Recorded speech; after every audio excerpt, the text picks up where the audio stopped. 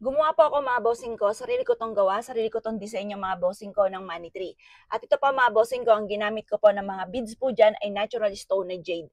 Ang jade is for money and for long life ang dulot. Ang Libyan mga bossing ko na kristal ay nag-a-attract ng kasaganahan. Ito po ay siksik-liglig, napakalaki po niya ng money tree ito mga bossing. Ito pa mga boss, ang pinakapuno po niya ay rose gold. Ang rose gold ay mabilis na pagtugon sa mga wishes natin. Tapos, ito pa mga bossing ko, nilagyan ko na rin ng kristal. Once na ito po ay nasinagan ng sinag ng araw sa pintuan ninyo, nagre-reflect siya, nagre-rainbow yung mga dot sa kapaligiran mga boss, napakaganda. Tapos nilagyan ko rin siya mga bossing ko ng anti-evil's eye. Pangontra po ito sa mga inggitero at inggitera pakalimera ng buhay po natin or ng pamilya natin. Kasi minsan, akala po ninyo okay yung anak ninyo, yung pala, ang dami po mga nambubuhisit sa kanya. Kaya kailangan meron tayong ganito for protection para layuan tayo at ang lahat ng miyembro ng pamilya ng mga ganyang sitwasyon, ng mga tao na hindi magandang intention.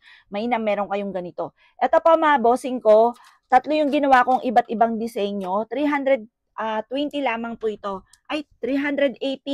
380 lamang po ito mga bossing. 380. Malaki po siya mga boss. Ito yung palagay namin sa pintuan. Tapos ito naman yung isa. Siya po ay citrine. Citrine mga bossing ko for abundance naman ang dulot or Libyan.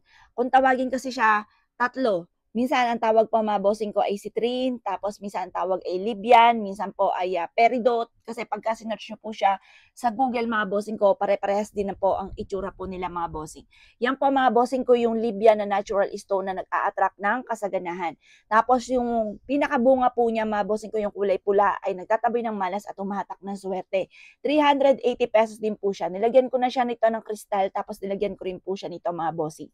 Tapos eto naman mga boss, yung ati pong ano naman po siya, anti-evil's eye. Pangontra sa mga inggitero, inggitera, pakalimera at chismosa. At napakadami po niyang pinaka-anti-evil's eye. Siksik-liglig nga po itong ginawa kong monitoring ito mga bossing ko ng anti-evil's eye.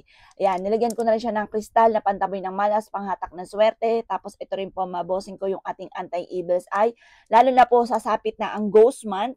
Or kaya po mga bossing ko para sa lahat ng miyembro ng pamilya para laging safe saan man kayo naroroon or kaya po ang inyo pong lahat ng miyembro ng pamilya nakatira sa loob ng iyong tahanan ay layuan ng mga tao na hindi maganda ang intensyon. Kaya mainam, meron kayong proteksyon. Minsan kasi mga bossing ko, nadadali pa rin ng kamalasan. Minsan parang kailangan tugma-tugmain natin. Nagdadasal po tayo ng taimtim. Kapag po halimbawa tayo ay lapitin or mabilis nakakaingitan ng ating kapwa. Tapos magsabi tayo ng ganito mga bossing. Tapos ito naman, kung lagi kang may problema sa pera, ito pong dalawang ito ang kailangan po natin. Aliman po dyan, pili ka lamang, 380 pesos lamang. Mainam mga bossing, bukod sa sipag at tiyaga, meron tayong mga pang-attract ng swerte at pantaboy ng kamalasan. Kasi minsan nadadali talaga ng kamalasan kahit kung wala kang proteksyon, kahit na ikaw ay masipag at matyaga, nauubos pa rin ang pera. Minsan magtataka ka kung anong problema sa inyo, kailangan nyo lang ng pang-attract ng swerte kagaya ng pinapakita ko sa inyo. 380 pesos lamang ang bawat isa. Malaki po ito mga bossing ko ha, abil nyo na po ito mga bossing.